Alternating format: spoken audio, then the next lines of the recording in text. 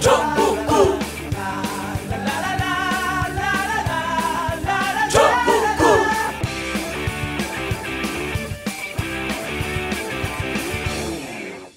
단 하나의 정통 정치 팟캐스트 정봉주의 전국구 시작하겠습니다. 자, 오늘 함께 하실 분 포털. 안녕하세요, 최강욱입니다. 예, 오늘 우리가 하는 얘기하고 무척 밀접한 지금 처지에 있는 분, 그죠? 아, 네. 제가요? 밀접한 처지는 앞으로 어떻게 될지 모르는. 그러니까 아이고 그 최강욱 없어지면 우리 전국구 못 하는데. 아, 그래요. 혼자 하세요. 그럴 일 없어요. 나 혼자 하기 싫어 진짜 이제. 나도 힘들어 혼자 하기 싫어. 자, 전국구로 데뷔해서 지금 진짜 전국구 인물로 급상승을 하고 선거가 끝나면서 이제 아무데도 불러주는 데가 없는 박시영 윈지코리아 부대표 자리했습니다. 네, 반갑습니다. 윈지코리아 컨설팅 예. 박시영입니다. 최근에 만난 한 기자가 예. 의원님, 정말 그때 양강구도로 가는데 SBS 로비에서 어떻게 됩니까? 왜 그러냐면 SBS는 개표 방송을 잡아놔야 되니까 네. 제가 메인 MC가 있으면서 양강구도로 갖고 느닷없이 결과가 불투명하면 더블 MC로 가야 된다는 거야. 그 페이스북으로 한 거.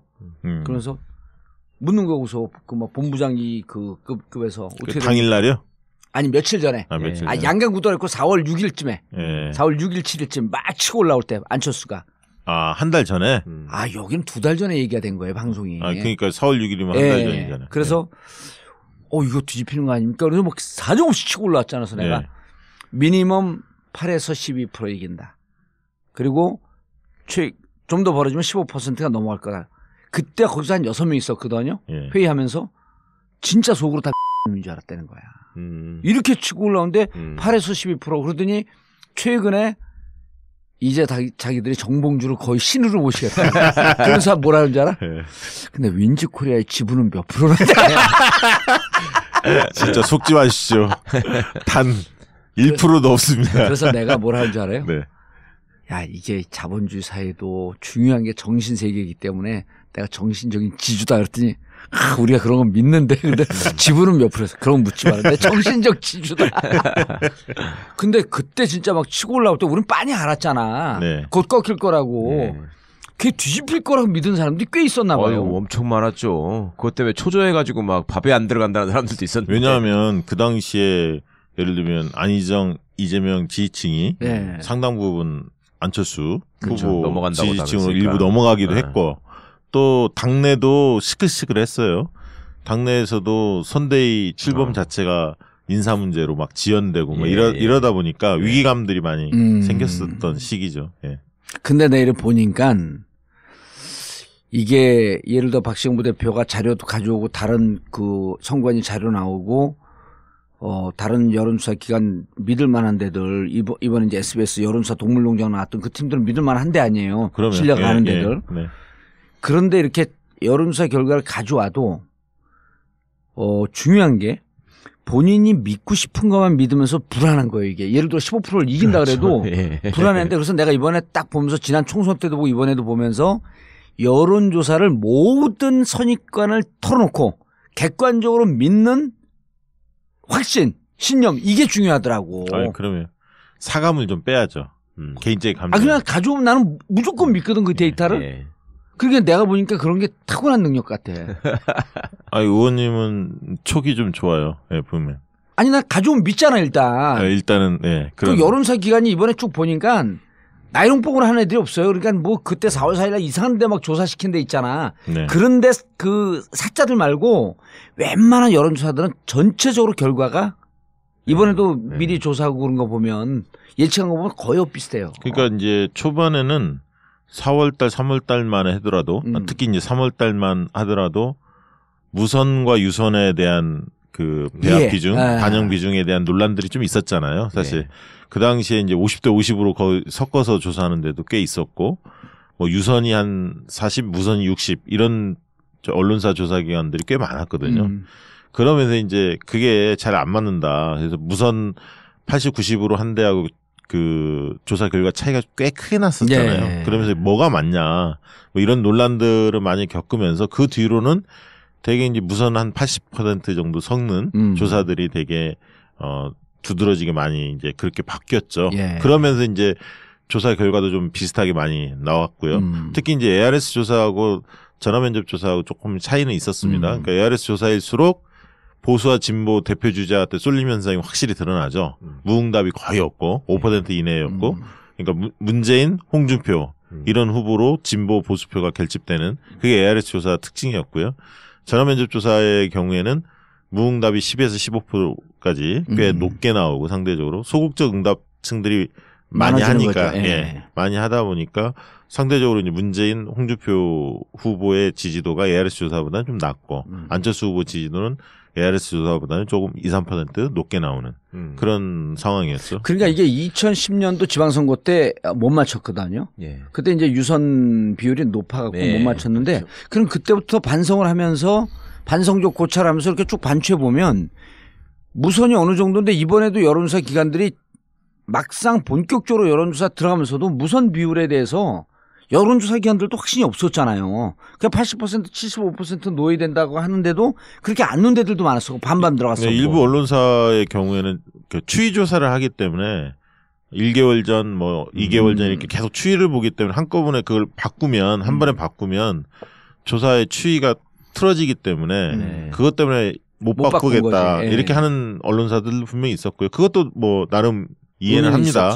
하지만 이제 앞으로 이번까지는 그렇다 치고 내년 지방선거부터는 아예 지금부터 실질적으로 무선의 비중을 한 80% 이상 높이는 게 헬스장이다 저는 그렇게 봅니다. 예.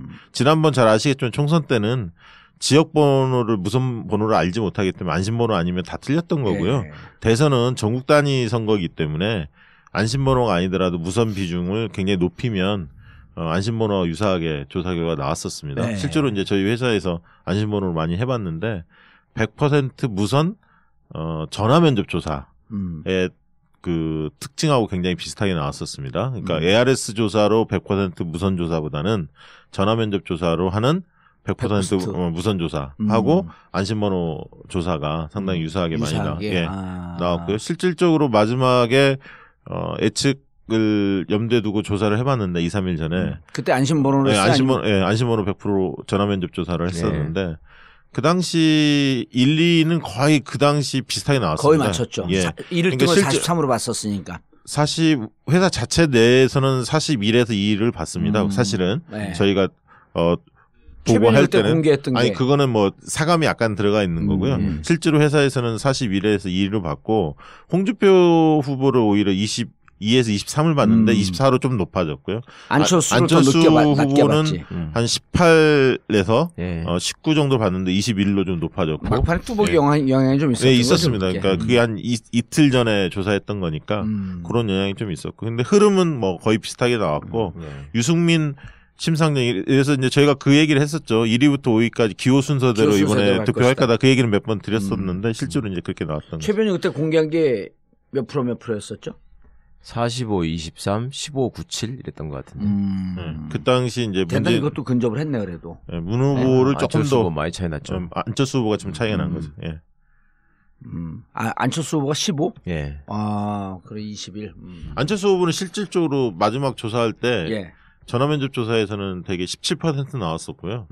그런데 이제 그걸 100% 무응답을 보정을 하면 18 내지 19까지 올라갈 수 있겠다 이렇게 봤는데 21까지 올라간 거고. 그다음에 이제 유승민 심상정 후보는 8 이 정도 높게 나온 9 이 정도였는데 떨어질 거라고 예상을 했거든요. 그런데 이제 6.8, 6.2가 나온 거죠. 근데 저 군소 후보들 거 이렇게 보다가 참 이재호가 슬프더라. 꼴등하지 않았어요? 꼴등 중에 하나 위에. 그 밑에도 있었네. 한 명 딱 밑에 있고. 그걸 다 봤어요? 난 그런 뭐 아니 그냥 나왔길래 우연히 이렇게 봤는데 세상에 그 아무 이름 없는 그런 양반 더 밑에 있는 거야 이재호야. 진짜 이명박 정권의 2인자였었네. 예. 청담동 전국구 벙커 대관문이나 벙커에서 하는 따뜻한 하우스 웨딩. 그리고 전국구 광고 문의는 02-948-1519 02-948-1519로 해주시면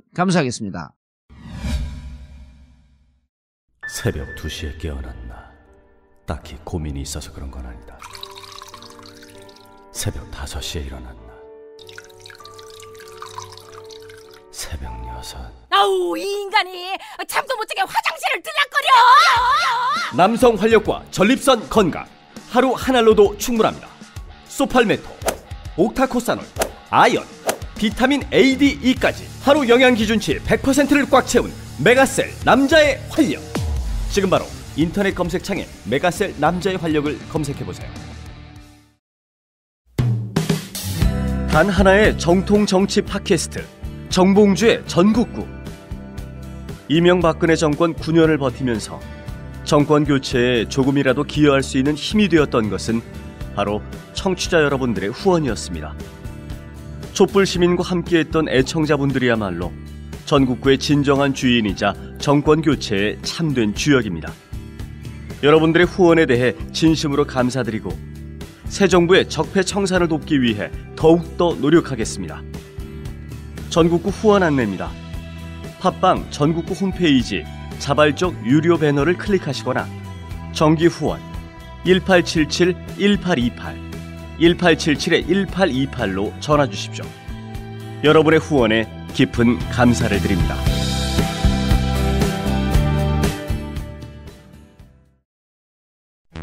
발냄새가 심해서 고민이세요? 신발 벗기가 두려우신가요? 천연 맨솔 성분을 배합하여 장기간 일정하게 배출하는 혁신적인 독일 특허 기술로 개발된 유니코프 깔창. 발냄새 제거, 무좀 완화 기능이 6개월 이상 지속됩니다. 발냄새가 심하신 분, 무좀이 심하신 분, 양말을 신지 않는 분, 운동이나 작업으로 신발을 장시간 신으시는 분 모두 유니코프 깔창을 강력 추천합니다. 신발을 벗는 순간 맨솔의 상쾌함을 느낄 수 있습니다. 어디서든 자신있게 벗으세요. 국내 최고의 공인기관으로부터 인체 및 환경 유해 물질 안전성을 입증받았습니다. 검색창에 유니코프 깔창을 검색하세요. EJ몰에서도 구매하실 수 있습니다. 조중동부터 진보 언론까지 왜 유독 문재인에게만 가혹한가? 왜곡된 여론전의 숨은 음모는 무엇일까? 조기숙 정치학 박사가 밝히는 왕따 정치의 실체와 7가지 비밀. 악의적 프레임에 맞서는 시민의 힘이 필요할 때 왕따의 정치학. 도서출판 위즈덤 하우스.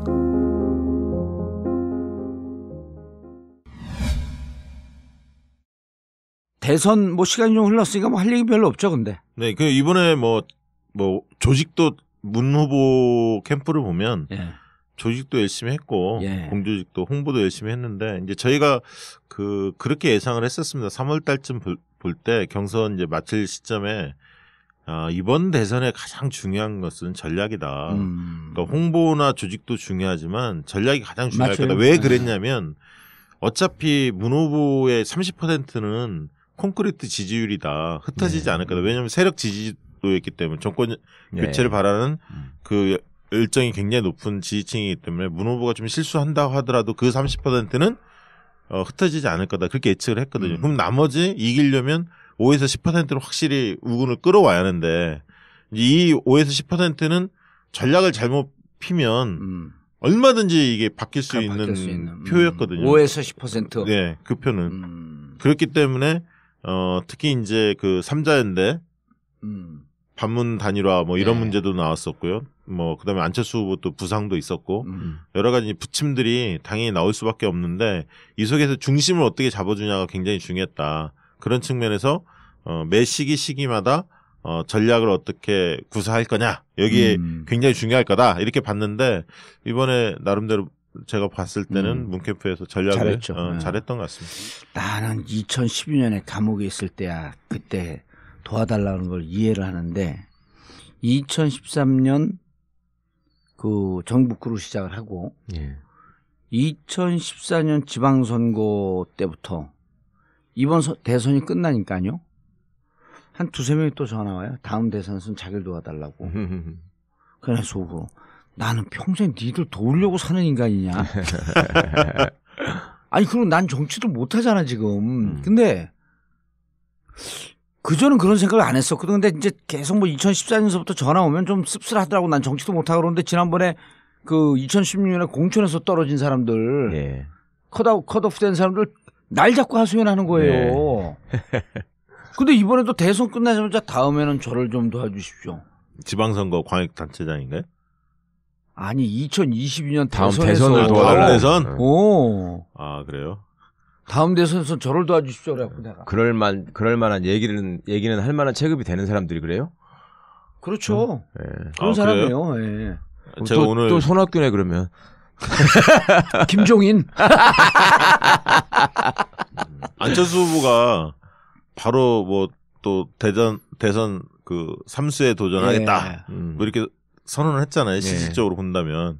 그래서 너무 이게 빠른 게 아닌가. 물론 이제 당을 좀 추스려야 할 그런 어떤 필요성 때문에 하신 것 같긴 한데 이제 그래서 이게 좀 적절하지 않다.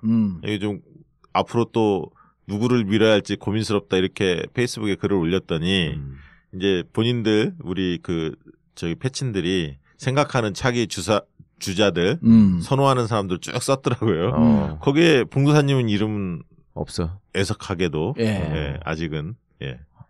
아, 누가 저는 있었어요, 저는 거기 방송이나 보니까 해야죠. 조국 교수도 나오고요. 그다음에 뭐 표창원 뭐 많던데요. 그 박주민 그다음에 뭐 또 나는 이제 방송인으로 아는 거지 사람들이. 방송인으로 아는 거지. 아 김경수도 있었고요. 뭐 아니 호남의 송영길 뭐 조국 많더라고요. 교수 얘기를 많이들 하더라고. 아 임종석도 있었고. 예. 조국 교수를 네. 조국 수석을 문재인이 자기하고 똑같은 길로 가기 위해서 키우는 거 아니냐. 내 친구도 그런 얘기 하나 있더라고. 아니 많아요 그 얘기가. 글쎄요. 조국 교수가 대권에 입문하는 거냐고 저한테 물어봐서 그게 뭔 소리야? 그랬더니 노무현의 첫 번째 민정수석이 대통령이 됐는데 그 기사가 많이 나왔죠. 문재인 그 기사로도 나왔어요? 기사도 나왔어요. 그래요? 기사가 많이 나왔어. 난 그런 기사가 눈에 띄어. 경쟁자라? 아니 난 방송인이라니까. 자, 지금 파격 인사 조직 이렇게 얘기 나오는데 자 언론에 나오지 않은 얘기들을 해줘야 될 거 아니에요. 정리를 좀 해줘야 돼. 조직 먼저 얘기해야죠. 뭐 조직이야 뭐 박근혜 정부, 이명박 정부 때를 거치면서 그 전에 노무현 정부가 잘 만들어놓은 시스템을 사실은 망가뜨리고 많이 했잖아요. 예. 그 대표적인 게 이제 그 NSC 같은 시스템 아니에요? 국정상황실도 비슷한 것 같고.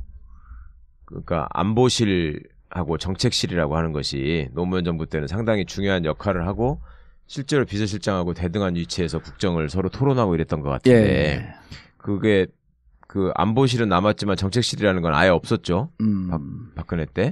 그죠? 네. 그러니까 이제 정책실을 신설한다는 얘기 같고 안보실의 위상이나 기능 같은 것도 훨씬 더 실질화해가지고 이제 진짜로 위기 관리나 그 대응 같은 걸 할 수 있게 이제 개편을 한다는 얘기 같은데 결국은 참여정부 시즌2가 시작되는 거라고 봐야 될 것 같고 그때 이제 시스템을 만들고 또 시행하면서 겪었던 시행착오가 이번에는 이제 다시 반복되지 않도록 진짜로 경험을 해가지고 만들어내고 있다라는 느낌이 좀 많이 있더라고요. 그리고 예전에 이제 그 민정 1, 민정 2, 그러니까 민정수석실만 놓고 보자면 그 노무현 정부 초반에는 민정 1, 민정 2, 공직기강, 법무비서관 뭐 이런 식으로 했었는데 또 이제 사정비서관이라고 할 때도 있었고요.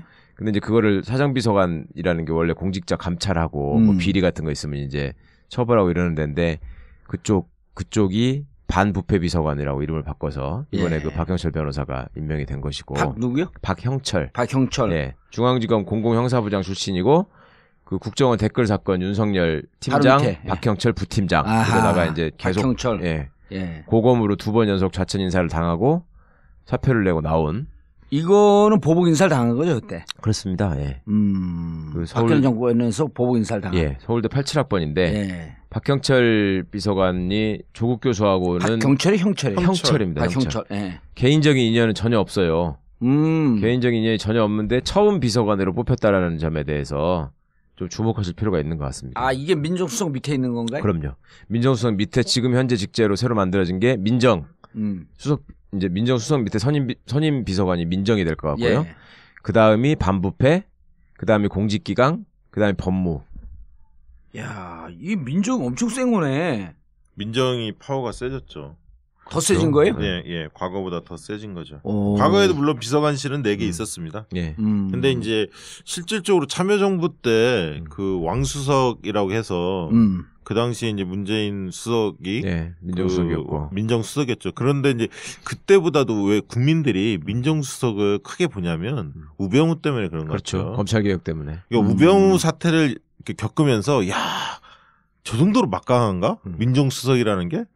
이걸 처음으로 느낀 거예요, 사실. 그렇죠. 참여정부 때 내가 그랬잖아요. 전해철 동지가 민정수석 할 때. 민정수석 할 때 난 민정수석이 뭐 하는 자리가 힘이 하나도 없는 거. 근데 우병우 할 때 보니까 아니 이거 이렇게 힘 있는 거를 우리 전해철 동지는 왜 그렇게?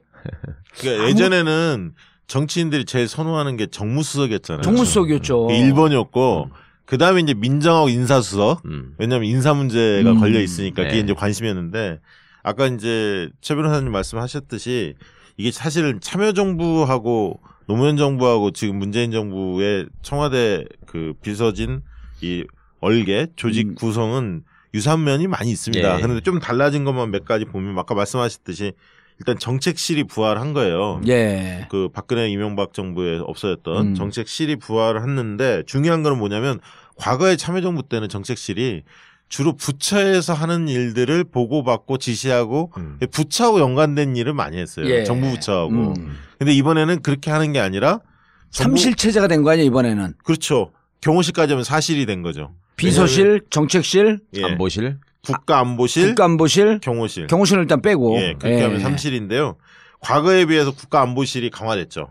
과거 노무현 정부 때는 통일외교 안보정책실장이라 해서 안보정책실장이었지만 산하의 비서관실이나 이렇게 역할이 그렇게 크진 않았는데 이번에는 이제 NSC, 통일, 외교, 국방 이런 거를 다 합쳐서 상당히 이제 비중을 뒀고요. 국가안보실장이라는 국가안보실장. 정책실 중에서는 아까 이제 부처를 관리하고 이렇게 조율하는 기능보다는 내각의 자율성을 보장한 거예요. 총리에 대한 권한을 확실히 부여했고 총리가 장관을 제청할 수 있는 권한을 명시적으로 인정한 거죠. 장관이 또 차관을 임명하게끔 해서 내각의 자율성을 보장하는 대신에 대통령이 이번 선거 과정에서 중요하게 내세웠던 어젠다들이 몇 가지 있습니다. 예를 들면 뭐 사회적 경제라든가 주택 문제, 주택 도시 비서관이라든가 일자리, 그다음에 균형 발전 비서관 이런 식으로 대통령이 중요시하는 비서관실들을 새로 신설을 했어요.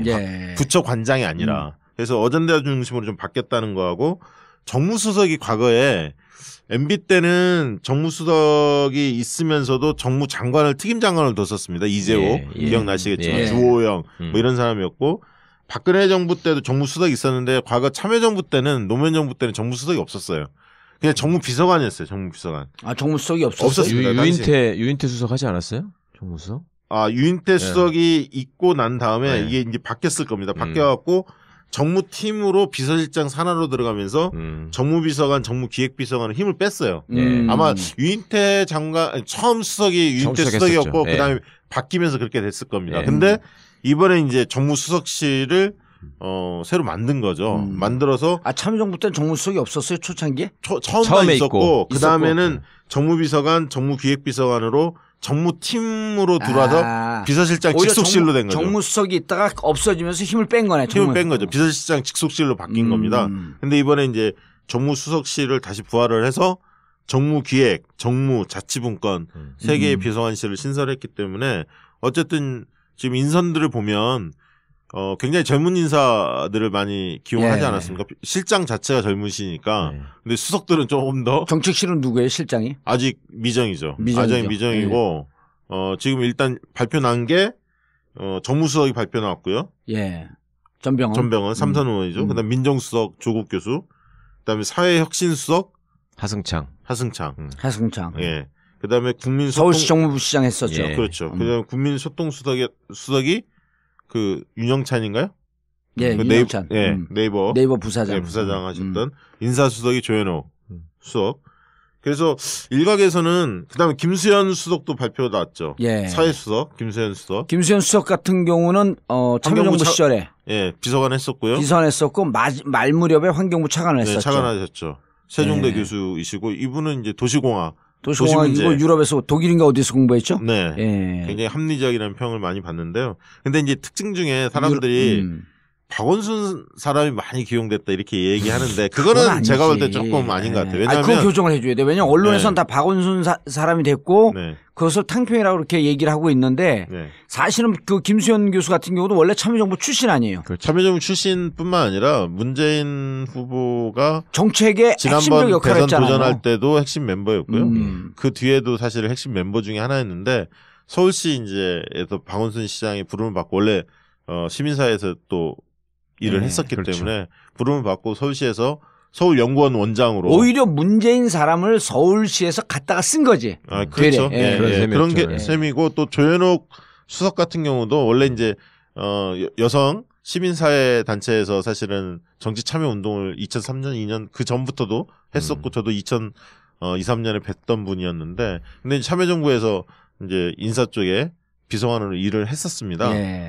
그래서 이제 문재인 대통령하고는 당연히 일을 같이 했던 멤버였고요. 서울시에서 또 박원순 시장이 부름을 받고 서울시에서도 일을 했지만 그분 또한 뭐 박원순 사람을 이렇게 보기는 그렇죠. 물론 이제 시민사회 출신이긴 합니다만 문재인 대통령하고도 굉장히 각별한 관계이고요. 아니 임종석 실장 같은 경우도 그 정무부 시장으로 가 있었기 때문에 박원순 사람 아니냐 그러는데 임종석 실장이야말로 정통 386 세력 아니에요. 그렇죠. 그리고 정통 386 세력이고 학생운동의 그 주축 세력이기 때문에 박원순 시장이 어찌 보면 대권 포석이나 더 미래를 보고 386과 손을 잡기 위해서 임종석을 데리고 간 거 아니에요. 그렇다고 볼 수 있죠. 그러니까 박원순 사람이라고 보기에는 조금 애매모호한 측면이 있는 거야, 임종석도. 어쨌든 뭐 서울시에서 역할을 정무부 시장으로 그것도 잠깐 한 거 아니야? 아니 뭐 1년 좀 넘게 한 했는데. 2년 정도 뭐 그렇게 했을 겁니다. 그렇게 했지만 어쨌든 박원순 시장하고도 교분이 두텁고 근데 이번 이제 그 경선을 앞두고 뭐 들리는 말로는 삼고 초려해서 문재인 캠프에서 모셔왔다고 그래요. 근데 이제 임종석 그 비서실장에 대한 신임이 문재인 대통령이 굉장히 두터운 모양이에요. 그러니까 기존에 편하게 생각하시고 또 합리적이고 좀 온화한 성품이 좀 맞아야 일을 하기에 좀 편하잖아요. 근데 이제 문재인 대통령이 좀 좋아하는 스타일 보면 조금 착하고 온화하고 합리적 약간 그런 스타일들을 좋아하시는 것 같아요. 김경수 의원도 좋아하는 윤건영. 이렇게 얘기하면 돼요. 정봉주 같은 사람을 안 좋아한다. 그렇지. 그건. 안 좋아하더라고. 내가 1대1로 안 좋아한다기보다 스타일이 잘 안 맞죠. 좀 안 맞기는 할 겁니다. 근데 양정철은 약간 정봉주 같은데. 난 걔하고 맞는 게 좀 신기해. 아이고, 양정철 씨하고 맞는 게 좀 신기하더라. 근데 청와대에서 너무 어렸을 때부터 2004년서부터 서로 어려움을 같이 겪고 그럴 때 얘기를 잘하고 또 노무현 대통령이 양정철 비서관을 신뢰했잖아요. 그럼요. 그러니까 이제 그런 삼각관계로 인해서 어찌 보면 양정철 비서관도 잘 안 맞는 스타일이야. 그러니까 양정철 전 비서관 같은 경우는 굉장히 그 재기가 있어요. 그러니까 아이디어도 많고요. 추진력도 있고. 외대 사람들이 다 그래요. 굉장히 그 예를 들면 일 맵시가 있다고 하잖아요. 굉장히 잘합니다. 근데 그 글도 잘 쓰시고. 근데 글을 잘 쓰죠. 글도 잘 쓰시고 말지 기자 아니요, 외대 학보사. 학보사였네. 학보사 편집장까지 한다. 글을 잘 썼어요. 글을 잘 쓰죠. 그리고 기자협회 그 기자를 지냈고. 근데 이제 오히려 삼철이라고 이렇게 찍히면서 사실 이게 좀 역차별을 받고 있는 거죠, 사실. 저는 뭐 개인적으로 굉장히 안타깝게 생각합니다. 왜냐하면 굉장히 능력이 있는 분이거든요. 옛날에는 노무현 대통령 시절에는 언론하고도 좀 각을 세우라고 기자들이 안 좋아했어요. 근데 최근에 보니까 많이 유들유들해졌고 그다음에 많이 겸손해졌고 기자들도 그렇게 평이 안 좋지 않더라고 이제는. 그렇죠. 실제로 문재인 캠프 이번 선대위 과정에서 상당히 그 임종석 그 비서실장이었죠. 그 당시 선대위에서도 같이 호흡을 맞추면서 업무들을 잘 조율하고 그랬습니다. 참 그러고 보면 독특해. 그 임종석 그 국회의원 대선 출신이긴 하지만 또 그 연배는 후배거든요. 그러니까. 근데 거기 실장하고 부실장 들어가는 거 그거 보고 양정철 보고 이거 많이 성숙했구나 하는 생각이 들더라고. 양정철 선배 아니에요. 외대잖아요. 나는 외대 출신들 안 좋아합니다. 중요한 거. 김종인? 뿐만 아니라 외대 출신임을 부정하고 살아요.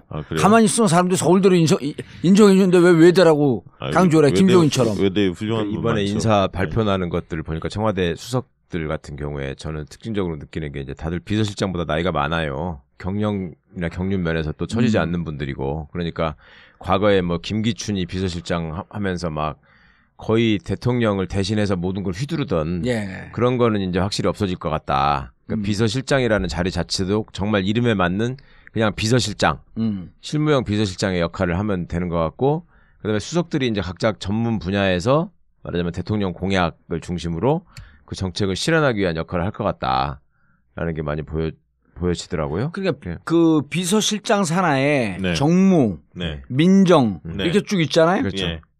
사회혁신, 사회혁신 그래갖고 국민소통, 인사. 수석이 몇 개, 4개인가 있죠. 5개입니다. 5개 있는데 보면서 이번에 인사 보면서 느낀 게 비서실장은 말 그대로 대통령과 예. 늘 소통하는 그런 위치고 나머지 비서실 밑에 있는 5개 수석들이 비서실장과 대등하고 수평적 관계로 대화하는 관계. 예, 그런 혹은 것 같아요. 또 인간적으로는 더 선배들이니까 네. 비서실장이 예를 들었고 조국 뭐 조수석님 이럴 수도 있고 조국 형님 이럴 수도 있고 누가 오면은 그 또 누가 있죠? 전병헌한테는 병원형 그럴 거 아니에요. 예, 예. 그런 관계들이 오랫동안 돼 있으니까 그래서 그렇죠. 이번에 조직을 보면서 무척 수평적이고 비서실장이 호가호위하는 그런 자리가 아니다. 그러면서 망했잖아요. 예. 그런 면에서 사실은 그 나이가 있지만 수석 자리에 흔쾌하게 또 이거를 맡아서 그 결단을 내려준 분들 그렇죠. 또 그것도 높게 살 그러니까 일이고요. 문재인 대통령이 나는 정무수석 전병헌 의원 들어가는 걸 보고 문재인 대통령에 대한 신뢰가 있으니까 한참 후배 밑에 자기 또 삼선 아니에요. 그 대통령이 일단 성공해야 하니까요. 그렇지. 그러니까, 청와대가. 그러니까 예. 그것도 대통령에 대한 신뢰가 있으니까 그걸 받아갖고 들어간 거지.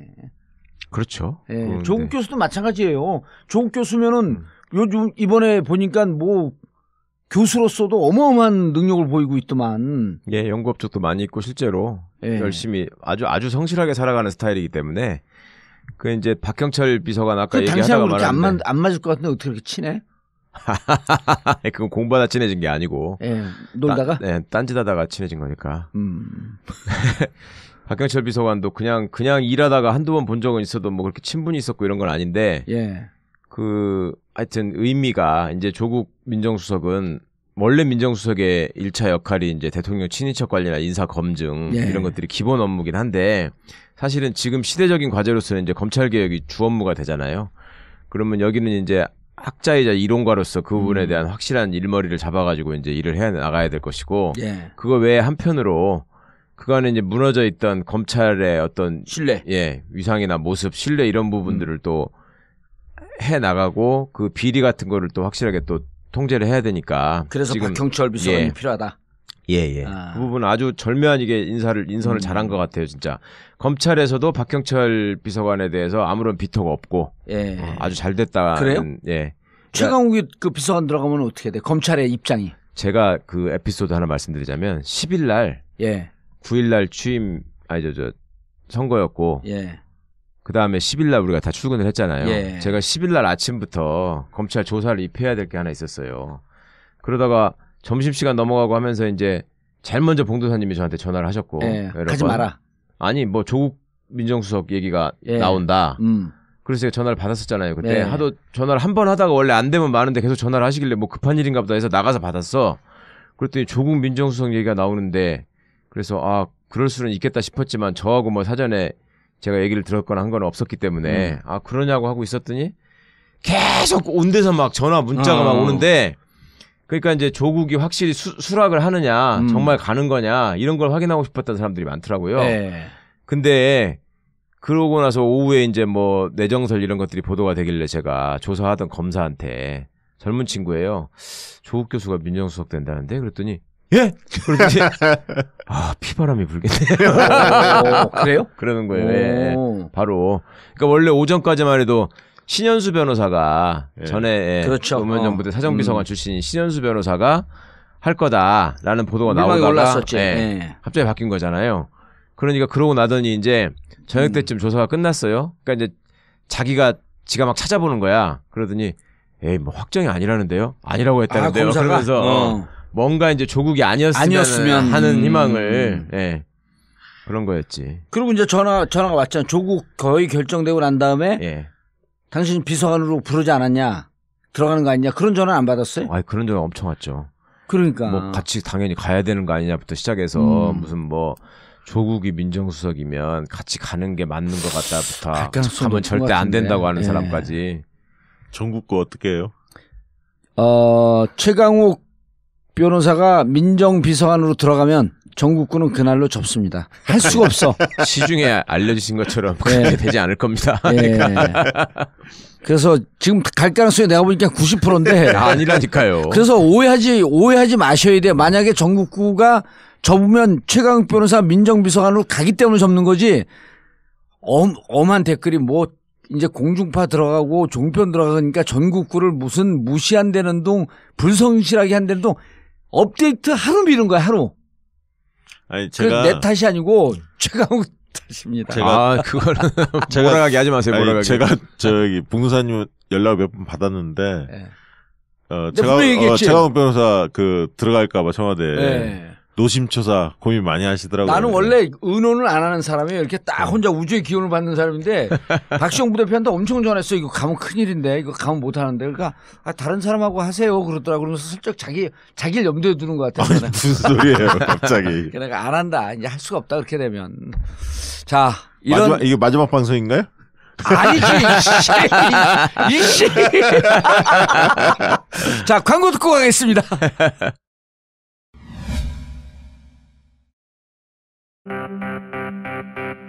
일본군 성노예 문제의 올바른 해결을 호소하며 다시는 전쟁이 없는 평화로운 지구촌을 만들어가기 위해 평화와 정의, 희망의 날갯짓으로 세계인들을 만나러 갑니다. 여러 외국인들은 저한테 되물었어요. 한국 정부는 뭐 하고 있느냐? 피해자들을 위해서 어떤 일들을 하고 있느냐? 왜 앞장서서 일본 정부와 맞서지 않느냐? 저는 그런 질문을 받았을 때 가장 부끄럽고 민망했습니다. 2017년 여름 할머니들의 눈물을 닦아줄 특별한 기획. 프랑스, 독일, 스위스, 스페인으로 떠나는 희망나비 7번째 유럽 평화기획. 워싱턴 DC, 뉴욕, 필라델피아, 보스턴을 방문하는 희망나비 첫 번째 미국 평화기행에 참가자를 모집합니다. 항공권, 숙박, 식사, 이동, 캠페인 비용, 주요 방문지 입장료, 여행자 보험을 포함한 참가비 395만 원. 5월 31일 모집 마감. 참가 문의 010-2616-8656 010-2616-8656 페이스북, 네이버 카페 희망나비를 검색하세요.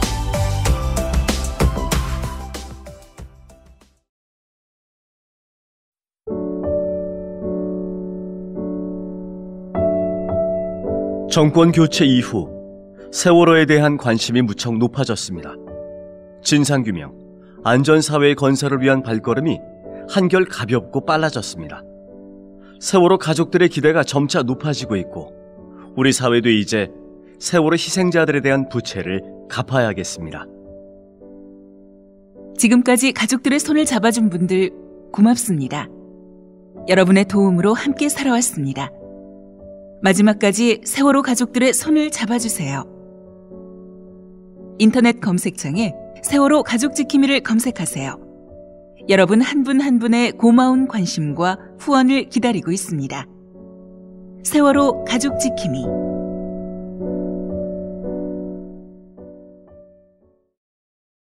제가 생각하는 이상적인 사회는 더불어 사는 사람 모두가 먹는 것, 입는 것 이런 걱정 좀 안 하고 더럽고 안 입고 온 꼬라지 좀 안 보고 그래서 하루하루가 좀 신명나게 이어지는 그런 세상이라고 생각을 합니다. 사람 사는 세상을 위해 정치를 시작한 노무현.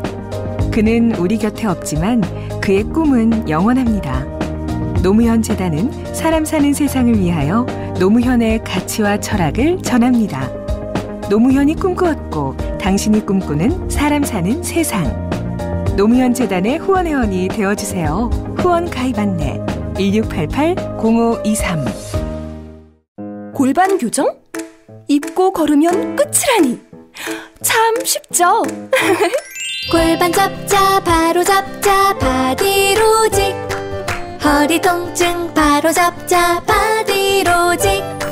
몸매 교정 바로 잡자 바디로직. 자세가 좋아지는 골반 교정 타이즈 바디로직. 검색창에 골반 교정 바디로직. 남자는 허리.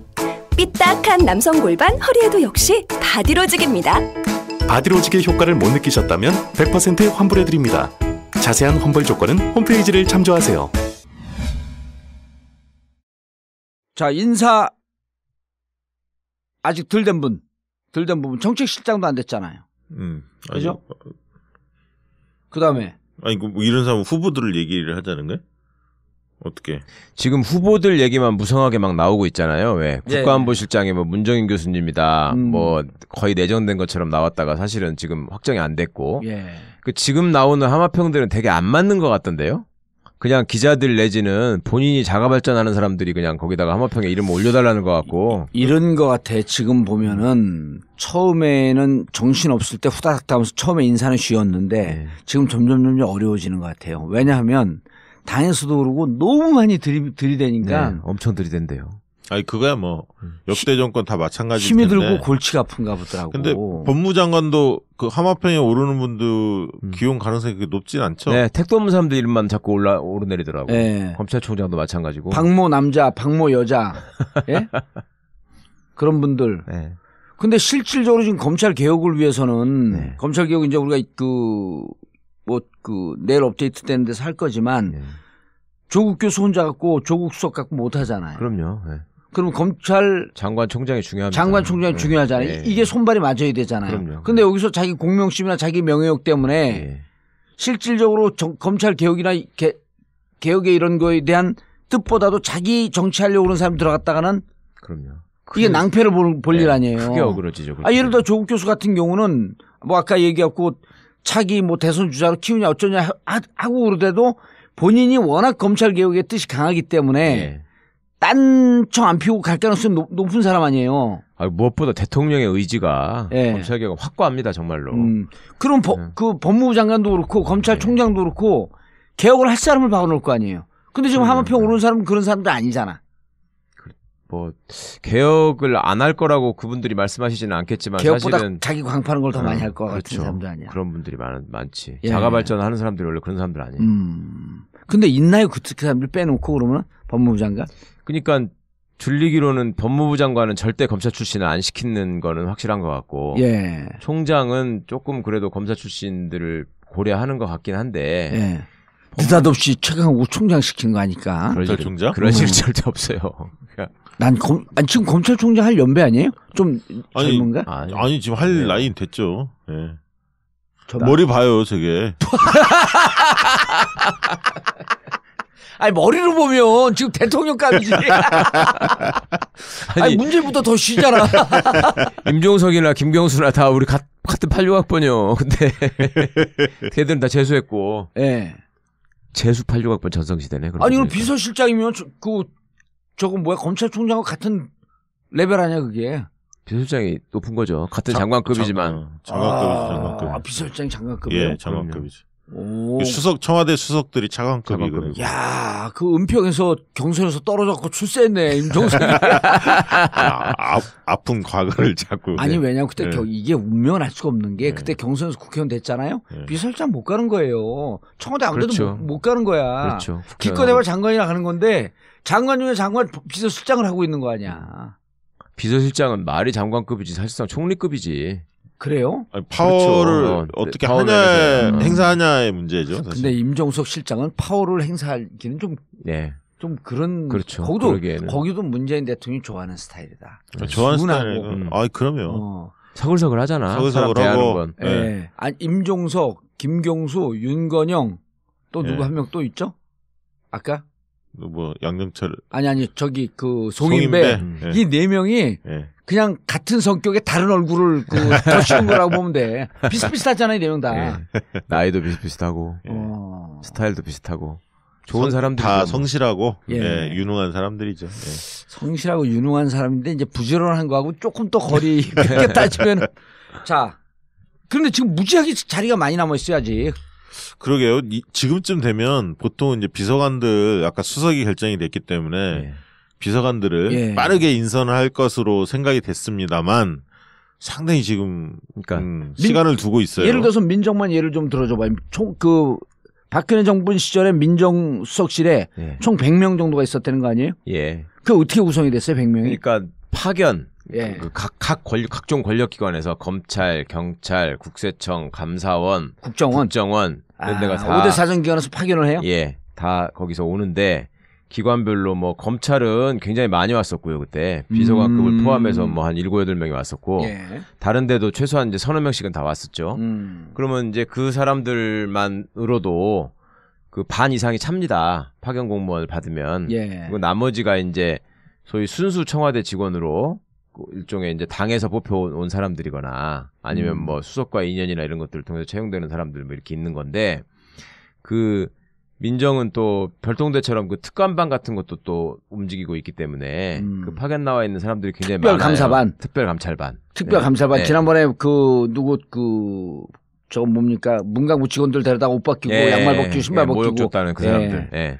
그러니까 이게 그 민정은 100명 가까운 숫자가 됐었다고 들었고 그러니까 이제 또 실제로 또 우병우 같은 사람이 권력을 휘두르기를 좋아하는 사람이기 때문에 온데 끼어가지고 이제 나대고 다녔었는데 이번 민정수석실은 뭐 한 60, 70명 정도로 구성이 되는 것 같아요. 보니까 그러니까 숫자는 줄이되 최대한 이제 일을 잘하는 정말 에이스들로 구성을 하려다 보니 예. 사람들을 뽑기도 힘이 들고 정리하기도 이제 쉽지 않은 것 같습니다. 60명 중에 몇 명이나 뽑았어요? 그러니까 10명도 못 뽑았잖아. 아이 그렇죠. 현재로서는 뭐 계속 고민만 하는 건 것 같고 그다음에 대통령께서 또 그 수석들도 챙기지만 비서관들도 당신의 어떤 공약이나 앞으로의 정책하고 관련이 있기 때문에 네. 직접 챙겼다는 거죠. 수석한테만 맡기지는 않을 것 같아요. 보니까 느낌상. 그러니까 정말로 제대로 된 진용을 꾸려서 제대로 일을 해보고자 하는 의지가 딱 그럼 저 드러나는 진용 것 꾸리기는 같은데. 시간이 많이 걸릴 거 아니에요? 아니 그리고 그 와중에 지금 어제 그제랑 보도를 보면은 우리 추미애 대표께서 좀 과욕을 부리시는 것 같지 않아요? 난 그게 걱정이던데. 그 얘기 좀 해봐. 좀 걱정이 아니라 좀 많이 걱정이 되죠. 아니 나도 오늘 당직자들한테 전화 많이 받았는데 네. 왜 저러는지 모르겠다 그러면서 그런 정도로 걱정하시는 분들 많더라고 진짜. 아니 진짜 그 심한 얘기 그러니까 추미애 대표의 개인적 성품 이런 걸 떠나갖고 예. 이게 정권을 잡으면서 너무 혼자 오버가 심해진 거 아니냐.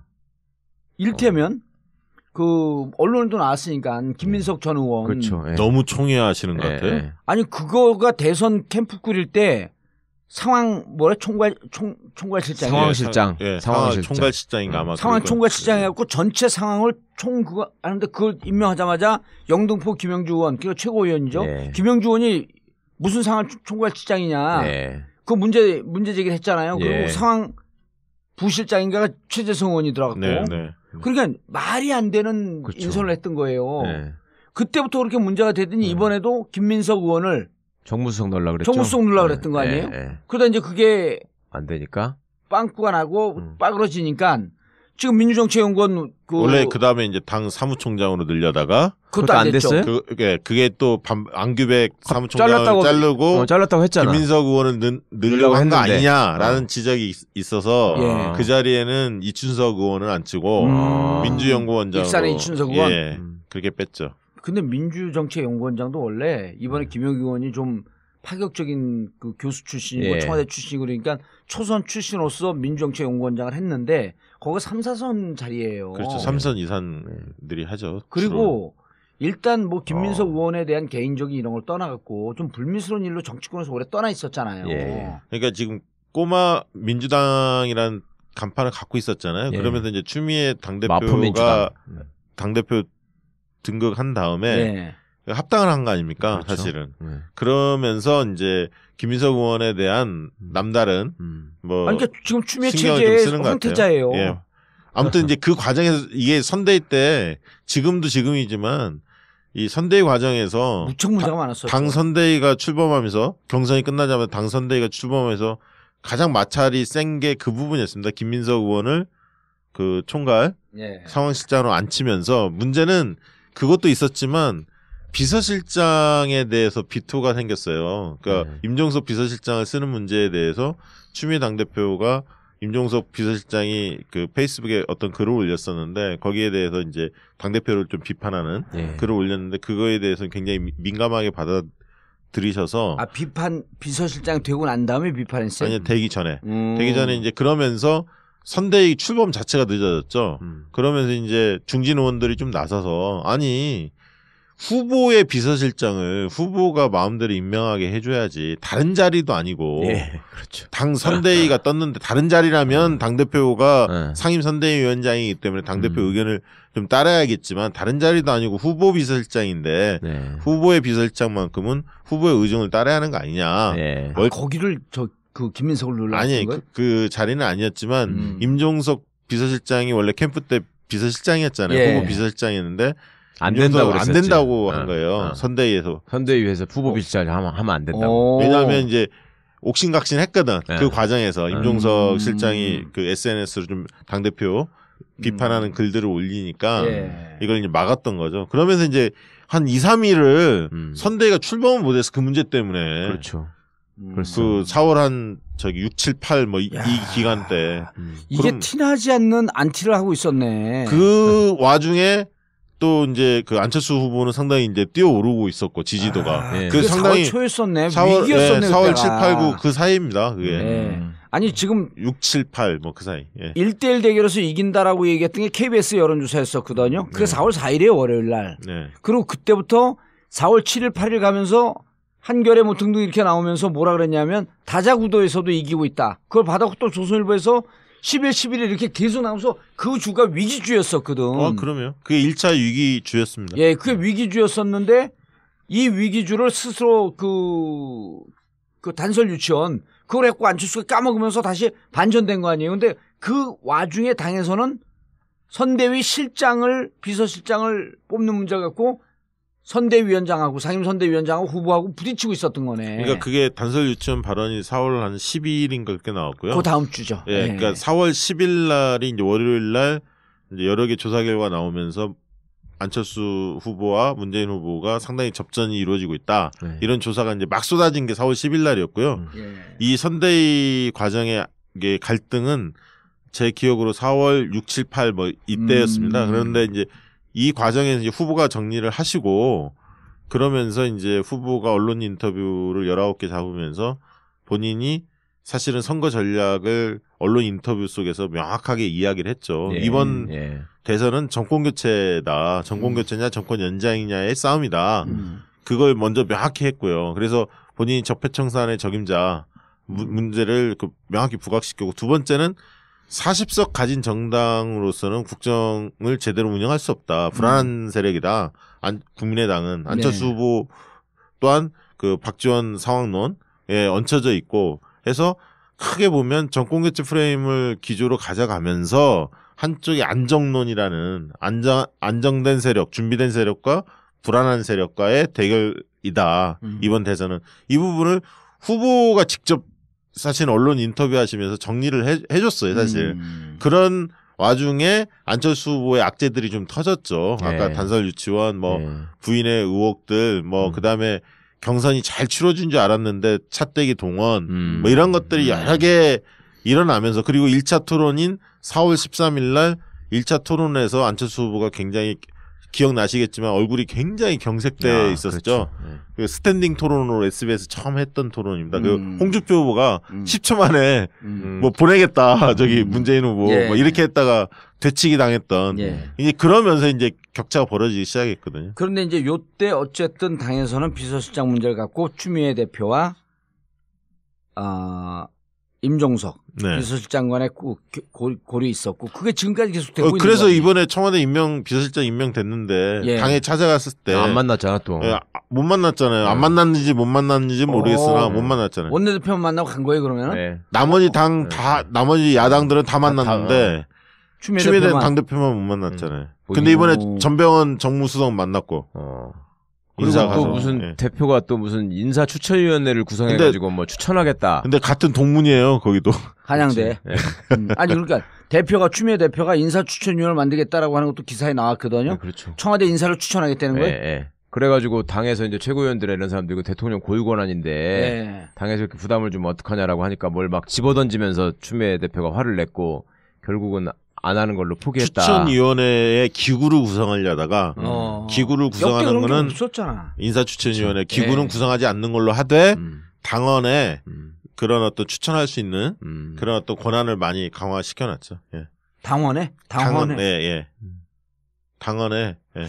아니 그건 그래서 이제 당정협의를 정례화하겠다는 게 있고요. 예. 아니 당정협의를 통해서 추천과 제안을 받을 수 있지만 그건 비서실이나 이런 직제 이거 청와대 고유 권한 아니에요?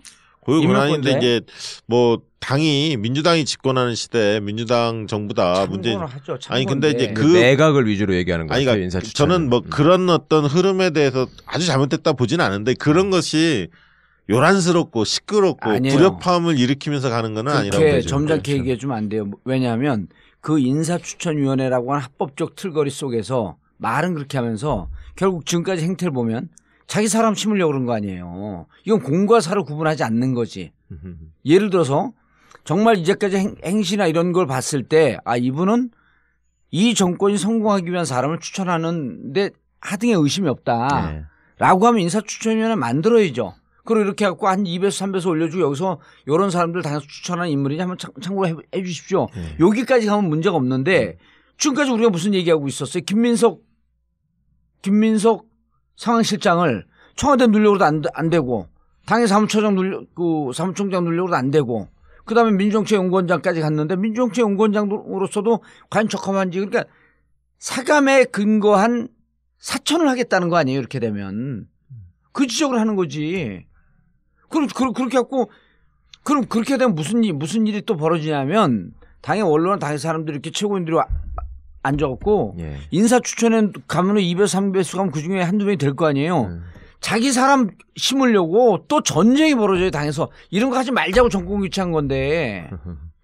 그럴 거 아니에요. 최고인도 다 밀어볼 거 아니야. 아니 근데 이제 지금 보면 어쨌든 대통령이 지금까지 인사를 보면 흔히 말하는 친문 인사를 우대하거나 뭐 이런 건 전혀 없었잖아요. 오히려 역차별을 좀 받고 있고 나름대로 적재적소에 그렇죠. 유능한 인재들을 발탁하는 것 같아요.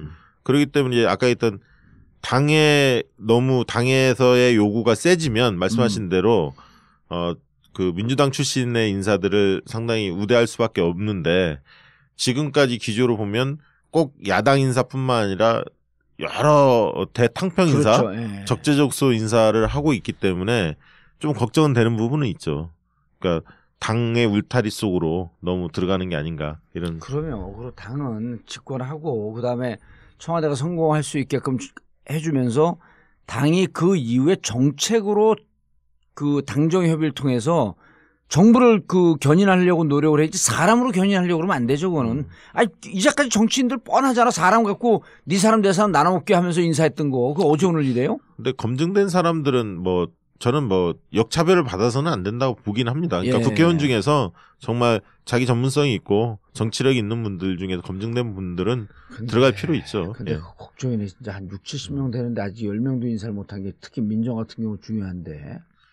근데 지금 정책실장하고 지금 국가안보실장 그것도 좀 안 된 거예요. 이게 이제 빨리 이 실장들이 빨리 인선이 돼야 하고요. 나머지 이제 수석들이 인선이 되면 그 다음부터 비서관들은 좀 속도가 빨리 붙을 거예요. 근데 이제 내각은 총리의 국회 인전이 있기 때문에 청문회가 있기 때문에 좀 시간을 좀 두는 것 같고요. 여러 가지. 근데 이제 청와대 인선이 좀 빨리 하는 게 지금 급선무거든요. 이번 주까지는 마무리한다고 하는 것 같은데. 그 60-70명을 다 해버려요? 아니 책임자들, 실장, 비서관 정도까지는 다 정해야 되지 않겠어요? 비서관 정해지면 행정관들은 속도가 붙을 거예요. 왜냐하면 캠프에서 나름대로 검증된 인력들이 있기 때문에 저는 뭐 그다음에 국회 뭐 보좌진들도 있고 하기 오히려 때문에 청와대에서 인사위원회나 이런 거 만들어갖고 거기서 검증하고 그러지. 그러면은 이번 주 비서관이 결정이 되면 비서관 들어가면 전국 이번 주로 끝이야 그냥? 누가 비서관? 제가요? 당신이 들어가면? 아니 저는 비서관. 알면 죽겠네 진짜 쳐다보고 있으니까. 아니라니까 비서관급 아니라니까 나는. 검찰총장. 변호사급이라지. 진짜 웃는데 봉사님 웃는 얼굴이 슬퍼 보여요. 나 슬퍼. 난 왜 슬프냐면 이거 그만두잖아. 아까도 얘기했지만 다른 방송 하느라고 그만뒀지. 그러면서 이게 오해가 눈덩이처럼 커져요. 내가 이 전국구 방송이 제일 낫다고 여기저기 가서 얘기해도 왜냐면 이건 시간 제한이 없잖아. 하고 싶은 얘기 다 하거든. 다른 방송은 딱 시간 제한이 있잖아요. 또 외부자들이 이건 편집을 하잖아. 내가 한 얘기 다 했으면 나는 거의 정치 철학이 신의 경지예요. 내가 한 얘기만 주로 편집하는 것 같아 보면. 또 이제 이재화 변호사 뭐 이런 훌륭한 분들이 있으니까. 네. 왜 답변을 회피하시고. 아니 진짜 이거 들으시는 분들 오해하시겠네. 안 그래요. 봉도사 복권 될 때까지는 전국구는 계속 해야죠. 그럼 얼마 안 남았대요, 그것도 또. 아, 맞아. 공무원이 이런 방송을 못 한다는 건 없잖아요. 이게 있나요? 거기 들어가면 바빠고 응해. 그리고 정부의 공식적인 이제 직함을 하게 되면 방송 나오면 이것은 그 삐처리 할 게 너무 많아? 삐삐. 그렇지. 아니, 그럼 못하지, 이제, 정부에 들어가면. 그런가요? 저렇게 하면 할 수 있어. 예를 들어, 최강욱이가 대통령이 됐다. 그건 지 맘이니까. 지 맘이니까 막 하는 거야, 그냥 날마다. 네. 아니, 박근혜도 나왔는데. 네. 그럼 전국구 특종 많이 하겠는데요? 그렇지. 오늘 전국구에서 특별히 얘기합니다. 그래서 점심 갈비탕 먹는 줄 알았는데 짜장면 먹었습니다. 야, 대통령께서 그 구내식당 이용하셨잖아요. 예. 얼마 전에 이렇게 냉면 드셨죠? 냉면. 참 그 장소 보니까 감회가 새롭더라고요. 아, 거기서 식사했었어요? 아, 저도 근무했었잖아요. 밥 먹는 식당인데. 네. 근데 비서실장 때도 거기서 계속 식사를 했었다 그러는데 문재인 대통령. 많이 하셨죠. 예. 네. 당연히 많이 하셨습니다. 저는 개인적으로 제일 뭐랄까 마음에 와닿았던 인사가 주영훈 경호실장이었어요. 그분은 계속 노 대통령을 계속 모셨던 분이고 그 돌아가시기 전에 그 검찰 출두할 때 이때도 보면은 주영훈 실장 그때 이제 계속 같이 갔었고 봉화에서도 청와대에서 계속 봉화로 있었고. 파견 나왔었어요? 그럼요. 그리고 봉화에서도 계속 또 그 대통령 돌아가신 뒤에도 그 권 여사 모시고 계속 계셨고. 아, 그럼 청와대에서 나왔고 청와대에서 네. 공식 청와대 직원이면서 파견이 나와 있던 거예요? 처음에는 파견이었다가 그게 이제 중간에 정리를 하고 그러니까 경호실의 본부장급까지 갔었거든요. 그분이. 예. 그러고서 이제 또 그 개인 자격으로 또 있었고 그러다가 그 양반이 다시 경호실장이 돼서 문재인 대통령이 옆에 있다라고 생각하니까 여러 가지로 그리고 이 양반이 의리가 있는 사람이에요. 굉장히 훌륭한 분이에요. 외대 나오신 분인데 외대 나와서도 저렇게 훌륭한 분이 있더라고. 아니 경호실장인데 무술을 했을 거 아니에요, 그럼? 그게 잘못 알고 있는 거예요. 외대 그러니까 무술과가 없는데 사람들이 다들 그렇게 알고 있는데 그게 아니고.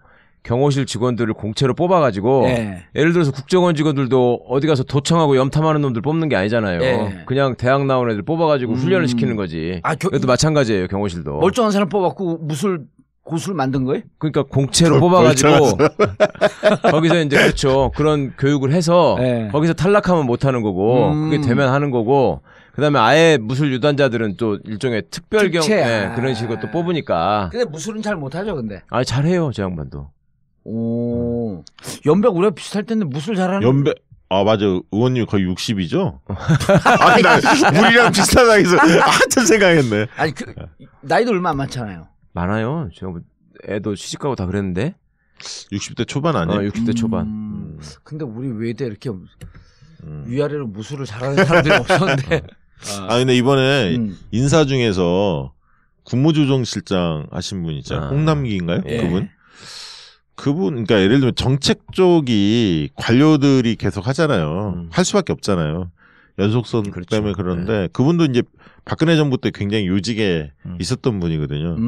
일각에서는 뭐 변양균 전 정책실장 나인이다 뭐 이런 얘기들 나오고 막 그러던데 어쨌든 이야기들이 좀 많더라고요. 이게 관료분들은 자기의 영혼을 맡겨두고 정부가 시키면 시키는 대로만 한다 뭐 이런 생각을 가진 분들이 많은데 이분 또한 이 박근혜 정부 때 했던 일 가지고 뭐 여러 가지 이야기들이 있더라고요. 그래서 오히려 이런 분일수록 더 좀 자기 스스로 좀 뭐랄까 경각심을 가지고 더 열심히 좀 했으면 좋겠고요. 저는 이제 명이 됐어요? 국무조정실장. 국무조정실장 박근혜 그 대통령 시절에 근무를 했었는데. 아니 그때도 요직에 있었는데 이번에 이제 차관이었지. 차관급이었죠. 차관급이었는데.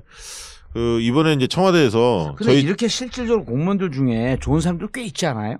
그렇죠. 근데 이제 잘 보고 잘 써야 한다는 그렇죠. 거죠. 그 얘기 하고 싶었던 거고요. 노무현 대통령 시절에는 그렇게 잘 좋은 사람이라 썼다가 뒷방 맞은 경우가. 그러니까 대부분. 인사가 좀 실패했다라고 하는 평가들이 많잖아요. 그렇죠.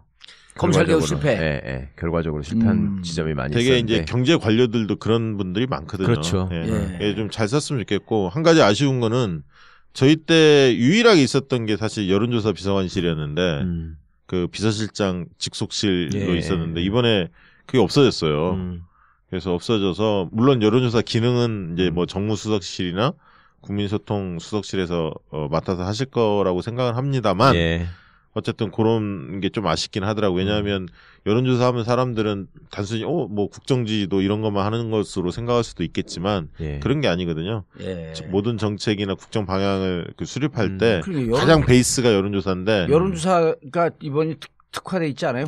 그러니까 이게 없어. 노무현 정부 때만 유일하게 있었던 건데 독립적인 비서관실로 편제는 되지 않아서 아무튼 그러니까 그럼에도 불구하고 임종석 비서실장이야 아무튼 수석들께서 여론조사의 중요성을 잊지 말고 정책 방향 수립할 때 많이 참고하시면 문화예술 쪽도 없다는 것 같더라고. 문화예술 아니 그러니까 이근영 여기 윈즈코리아 대표 이근영 이런 양반들은 여론조사에 그 워낙 탁월한 전문가니까 청와대 이런 데 들어가고 거의 수석 아니에요.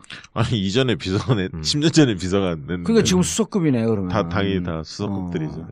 아니 이 그 노무현 대통령 인사에 대해서 얘기하다 보니까 김만복 우리 국정원장이 또 떠오르는데 아니 무차별 자기 핸드폰에 있는 거에다가 이제 다 보냈겠지만 6월 초에 자기 아들 장가간다고 또 청첩장까지 보냈어요. 전국구 출연하셨잖아요. 아니 부끄러움이 좀 없나? 그냥 무차별로 보냈겠지? 아니 의원님한테 특별히 보낸 거 아니에요? 안 왔어요? 예, 저는 뭐 일면식이 없으니까. 아 이거 보고 묘한 생각이 들더라고. 아무 부끄러움도 없는지 아니면 내가 그렇게 호구로 보이나? 네? 호구보다는 부자로 보여서 그런 거 아니야? 알겠습니다. 이번 주 안에 인사다 마치고 마친다 그래요? 아니 뭐 청와대 인사들은 거의 마치겠죠. 그러면 이제 전국구 향방이 결정이 되겠죠. 예, 전국구. 최강이 가는지 안 가는지 알겠습니다. 조직 인사 전체적으로 점검해봤습니다. 정봉재 전국구 마치겠습니다. 감사합니다. 감사합니다. 1, 2, 3, 4.